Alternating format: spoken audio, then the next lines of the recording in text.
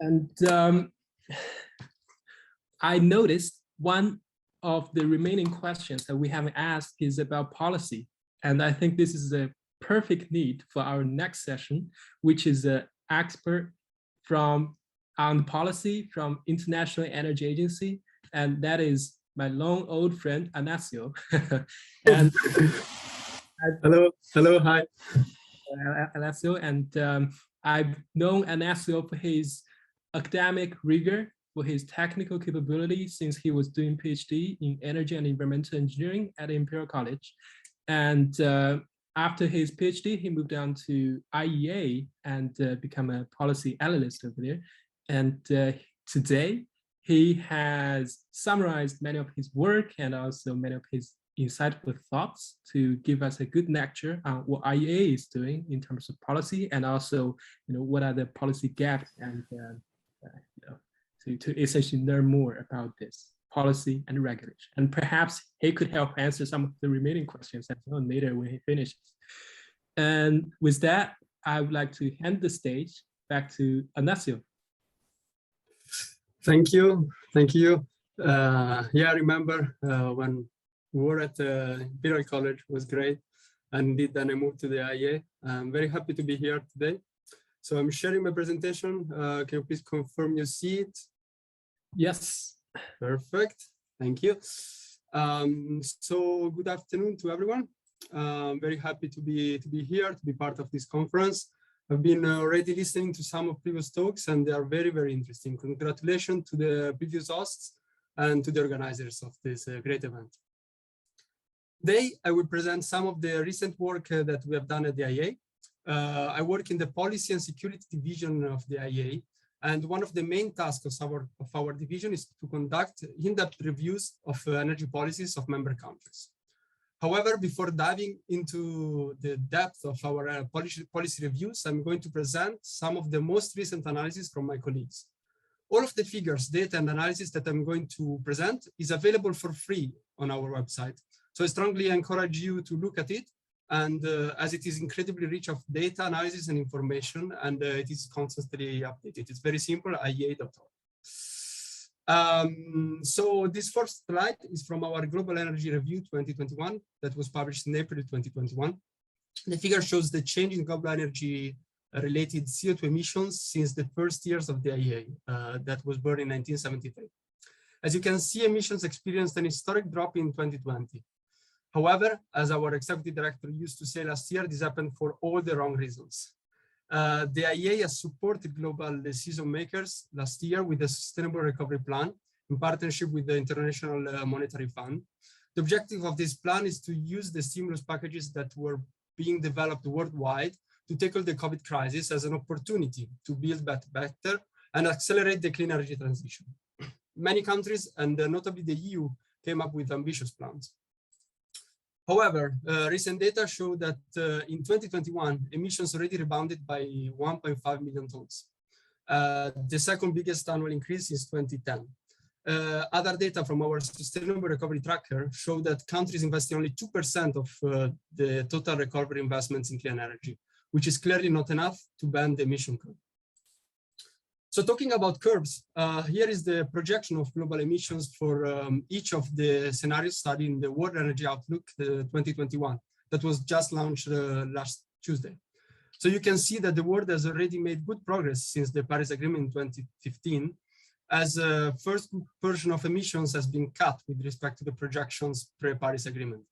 And stated policies should allow emissions to slowly decrease in the next decade.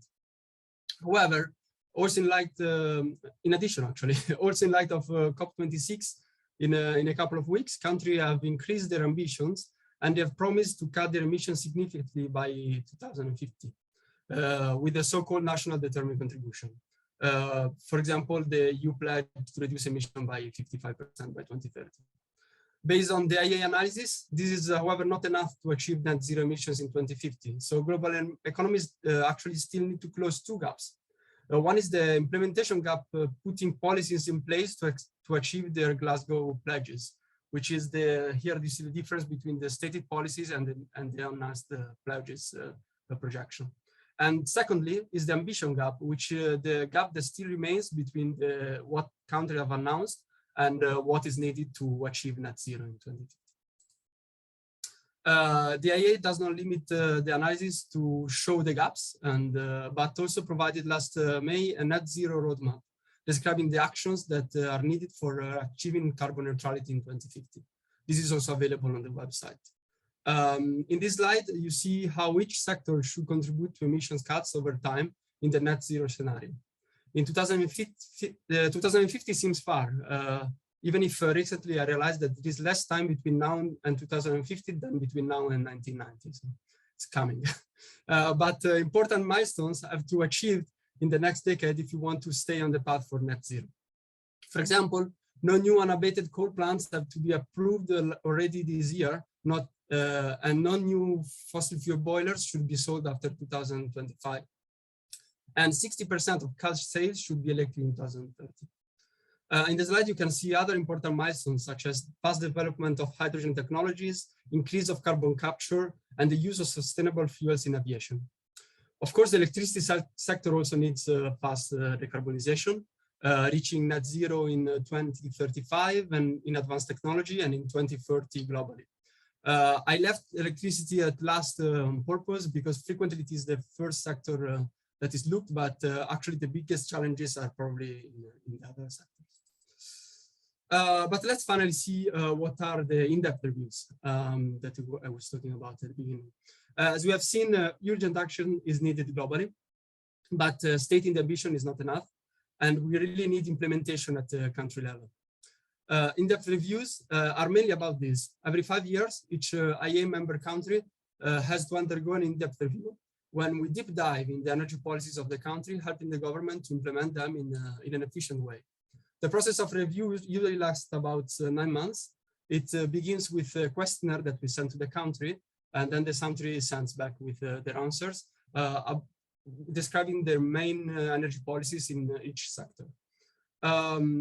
Then later, a team of peer reviewers nominated by member countries of the IEA visit the country. So this used to be in person before the pandemic, and we are doing them virtually since the start of the pandemic, but still works quite well. And during this visit, the peer reviewers meet with a number of people in the ministries, but also with stakeholders, major energy companies, TSOs, DSOs, NGOs, and representatives for universities, to understand what are the main challenges for the country. At the end of the visit, the team prepares a document which is called preliminary findings and recommendations that is presented to the ministry, but not to the public. In the following month, the IEA prepares a more exhaustive report, the IDR report, that is presented to the public, where the recommendations that are developed during the visit are supported by detailed information about the country, energy mix and policies. So you can find actually all of these reports in the IEA website under the page of each country. I'm now using the recently published report of Portugal, published in July 2021, as an example to show how these energy reviews, what information these include, and yeah, how these are done. Firstly, we usually use data of greenhouse gas emissions as the country's targets, as climate targets are frequently drive energy policies in IEA member countries. We see for Portugal that Portugal has made steady progress on reducing greenhouse gas emissions from 2005 to 2014, but since 2014, emissions have increased and became more variable. Greenhouse gas emissions come mainly from gas-fired electricity generation, transport, and industry. We see that in 2017, wildfire caused a major increase of greenhouse gas emissions in Portugal because of our wildfires, and Portugal is facing higher risk of wildfires driven by climate change. Portugal has an ambitious target to reduce greenhouse gas emissions by 45 to 55% by 2030 compared to 2005. It is possible that Portugal will have to raise this ambition on emission reductions to support the recent increase of in the EU-wide 2030 emission target, the Fit for 55 budget package.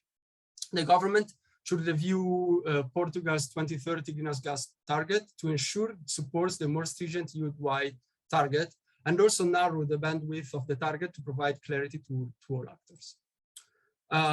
Since the previous IEA energy policy review, Portugal has made notable progress on energy transition and is set to achieve the 2020 targets for greenhouse gas emissions, renewable energy, and energy efficiency. In addition, the government has developed ambitious strategies defining a path to decarbonization by 2050. Portugal has also launched an effective action process for renewable energy projects that should result in almost 2 gigawatts of new renewables capacity coming online in the next few years. In a major step that will lower emission, Portugal is phasing out coal-fired electricity generation this year. However, notable challenges remain. Portugal continues to rely on imported fossil fuels, which accounted for over 3/4 of energy supply in 2019. Emission reductions have stalled in recent years, and strong action is needed to ensure achievement of 2030 targets. A small number of incumbent players dominate Portugal's energy markets. More effort is required to remove barriers in the market players and the innovative services needed for a flexible energy system. Energy efficiency needs to improve, especially in buildings. There are opportunities to reduce energy demand and tackle energy poverty through targeted renovations. Portugal was among the first countries in the world to adopt the 2050 climate neutrality goal, and Portugal's roadmap for carbon neutrality defines a clear path to economy-wide decarbonization by 2050. Portugal's National Energy and Climate Plan identifies supporting measures to be implemented through 2030 to put Portugal on the path to carbon neutrality. The push for carbon neutrality comes primarily through broad electrification of energy demand, a rapid expansion of renewable electricity generation, and increased energy efficiency. Portugal aims for renewables to cover 47% of energy demand in 2030 and almost 90% by 2050. In line with this, electricity should cover around 1/3 of energy demand by 2030 and around 2/3 by 2050. In the longer term, Portugal aims for hydrogen to play a notable role in achieving carbon neutrality. The National Hydrogen Strategy supports scaling up the production and use of hydrogen produced from renewables, so green hydrogen. Economic impacts notably reduced Portugal's energy demand from 2005 to 2012. Since the economy started recovering in 2014, energy demand has remained relatively stable, while GDP increased by almost 13%. This shows a promising decoupling of economic growth from energy demand. Energy demand has also undergone structural changes. While energy demand from transport and buildings increased in line with the recovering economy, energy demand from industry has continued to decline. This reflects the ongoing shift to an economy centered on the services sector. Portugal's 2030 energy efficiency targets require notable demand reductions from all sectors. However, it is likely that even stronger demand reductions will be needed to achieve the increased EU-wide targets and secure a path to carbon neutrality. The government should investigate more ambitious policies and increase investments to accelerate the reduction in energy demand, especially for buildings and transport. Portugal is an international leader on renewable energy, especially the integration of regeneration from variable wind and solar PV, which together covered almost 30% of Portugal's electricity generation in 2019. Portugal has a target for renewables to cover almost half of its energy demand by 2030 and aims to meet this target by expanding renewable electricity generation while increasing electrification across all sectors. The National Energy and Climate Plan sets goals to almost double renewable generation capacity by 2030. This is led by a near 10-fold increase in solar PV capacity and near doubling of wind capacity, including some floating offshore wind. Portugal's existing policies are well aligned to support the expansion in renewable electricity. However, measures supporting renewables in transport and heating and cooling are less well defined and rely on the strong push for electrification. This will require large investments, especially for changing infrastructure and building renovation. As we've seen, Portugal's energy policy relies heavily on electrification, and the country has had notable success in this area. In 2019, electricity covered a quarter of total energy demand and half of building energy demand. However, Portugal's high electricity prices are a barrier to continued electrification. In 2019, industrial electricity prices ranked 7th highest among IEA member countries, with the 3rd highest tax component, while household electricity prices ranked the 8th highest with a high tax component. A key reason for the high electricity prices is the large share of non-energy costs in electricity bills, as we have actually already saw in our first presentation today. In 2020, only 1/3 of the average household electricity price comes from energy-related costs. For industrial consumers, only around half of the average electricity price was composed of energy-related costs. So there is a need to create appropriate price signals and lower the burden on of electricity to drive businesses and households to invest in electrification, in particular for transport and heating and cooling. So these are the main policy recommendations that the IEA presented to the government of Portugal this year.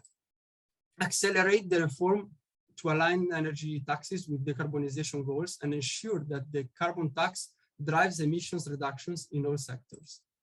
Enhance electricity retail market competition by removing barriers to entry for new players and facilitate market innovation to incentivize demand response, distributed renewables, and increase the electrification, while ensuring market integrity and security. Develop a clear policy that supports strong deployment of onshore and offshore wind generation, including the repowering of existing wind farms. Prioritize deep renovation of public buildings and residences owned by rented by vulnerable customers in order to reduce energy poverty, increase thermal comfort, and support the achievement of decarbonization goals. Develop a clear strategy for rapid electrification and the use of sustainable biofuels and hydrogen in the transport sector. Reduce the use of private cars and promote the use of railway to transport people between major cities and for international freight. Develop a dedicated strategy for energy research, development, and demonstration that aligns policy design, implementation, and funding with the achievement of Portugal's 2030 energy sector targets and 2050 decarbonization goals, including supports for commercial deployment of new energy technologies, products, and services. So this is all for my presentations, but I would be very happy to hear questions from you. And if you don't, if they come later, you can also send me an email at this simple email address. Thank you very much. Thank you, Alessio. And we do have a few questions from the audience, and please feel free to post more questions in the chat box. And one of the first questions is actually from myself, out of curiosity, which is that what's the purpose of physically visiting the country, as you have mentioned in one of your slides? And if we are not able to visit the country in person, what's the impact on that, on the data, reliability or anything?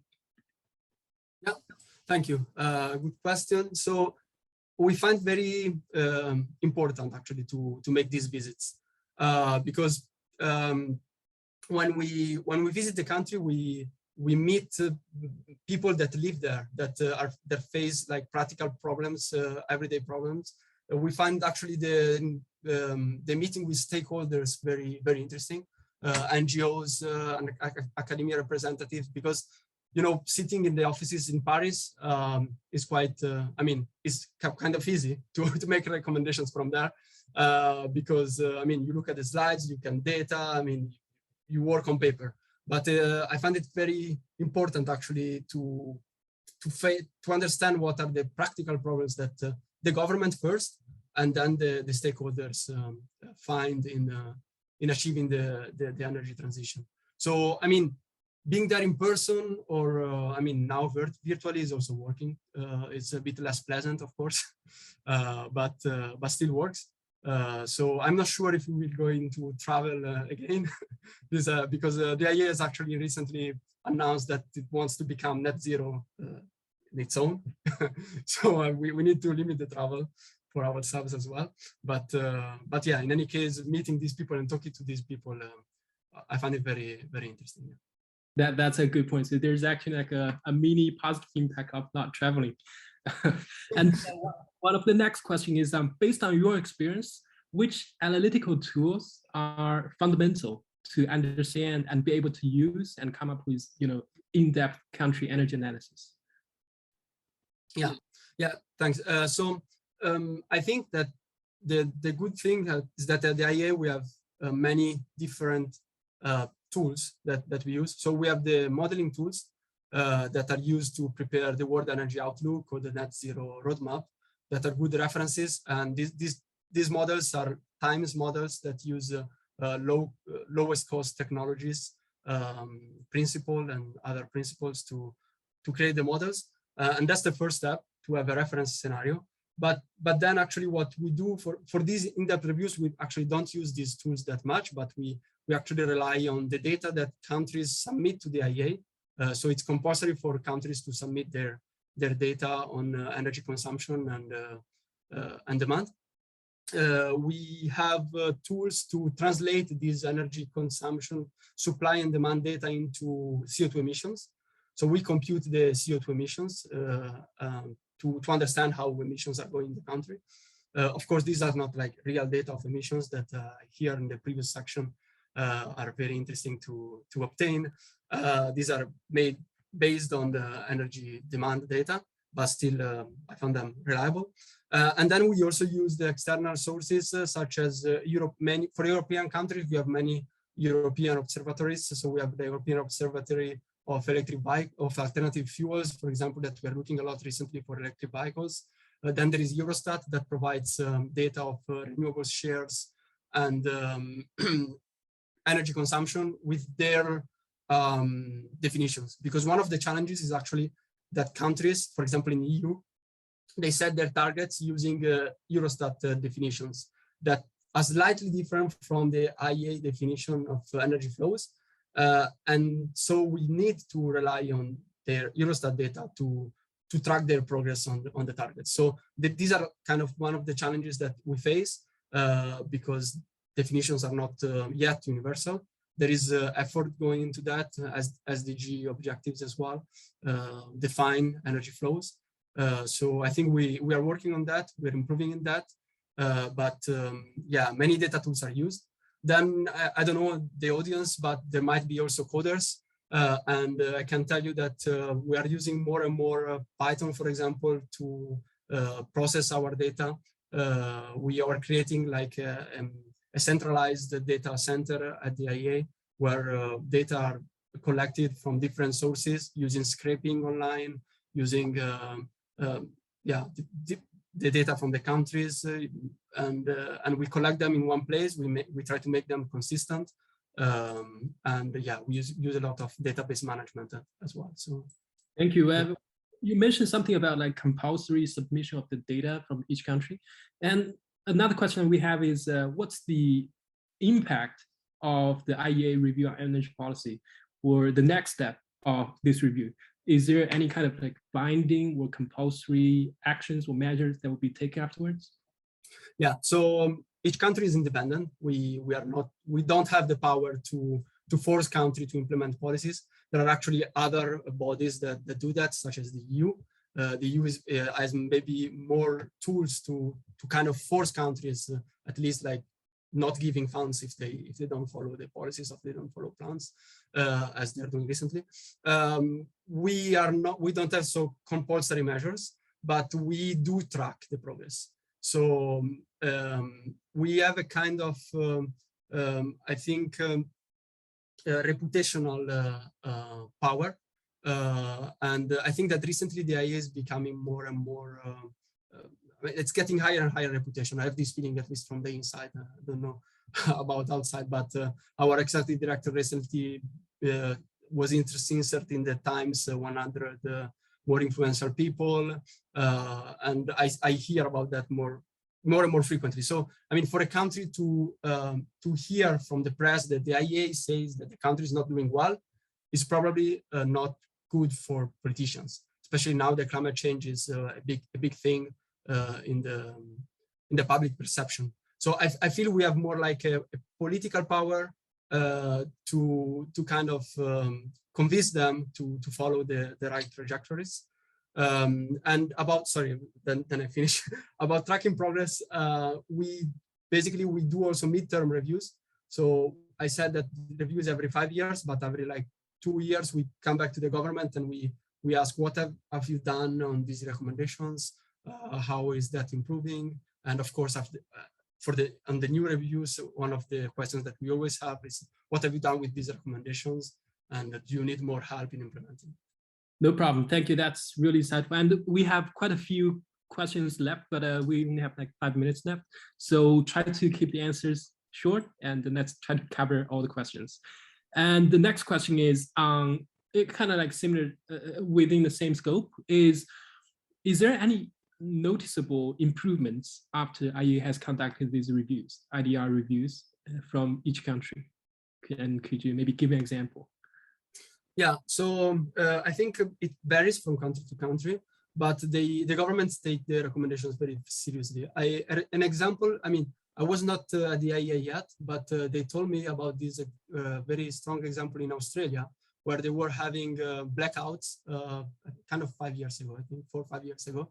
They had an emergency crisis, and we conducted the visit like in that week, the week after, and our preliminary funding reports was sent immediately to the Prime Minister office to use our suggestions to solve the immediate crisis. So this was like a short-term use of the policies.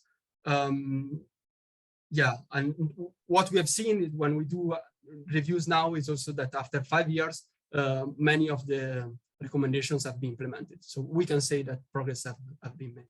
Very good example. Thank you.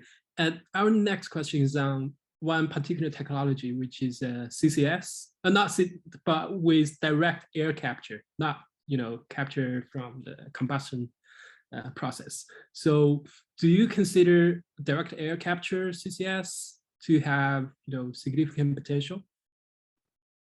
Yeah. So I think our approach is that really we need everything. So we need each technology. So the direct air capture, I think it's important for the future. It is considered to be used in our scenarios, probably more after 2030. So, but this doesn't mean that people should not invest in it before 2030.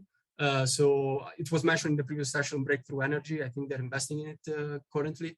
And we saw recently, I think in Iceland, a project where it was used for like a kind of large scale already.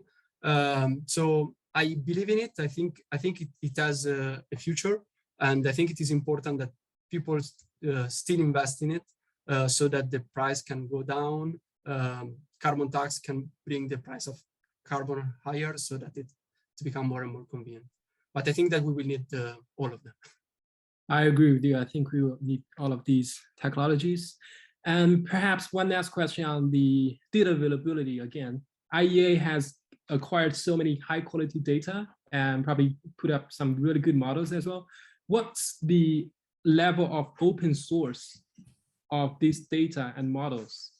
And yeah, so this was raised recently, I think, from a big data organization that is providing data for free. Actually, I think one of the first steps was to make our World Energy Outlook for free for the first time this year. So previous years it was under payment to get the full report. Now it's downloadable for free on the website. Many data are for free, but not all of them. The problem, I mean, the issue there is, as you can imagine, we rely also on this income to exist, to continue to exist, because especially our CO2 emissions data have a lot of success and are bought by many companies. So I think the call is on governments, because our money comes from that and from governments' investments. So if governments invest more in the IEA, we will be very happy to provide the data, all the data for free. So I think we are in February 2022, there will be the IEA ministerial, where the government will meet to discuss the future of the IEA. And if they agree to give more funds, we will, for sure, this will be one of the first places where this money will go to provide more data for free. No problem. That sounds fair enough. And with that, I'd like to conclude this session with Alessio. And thank you very much for presenting all this insightful information. And if our audience have more questions, you have Alessio's email, please follow up with him. Yeah, yeah. Very happy to keep answering them and stay in touch. Yeah, see you later. See you later. Have a good day.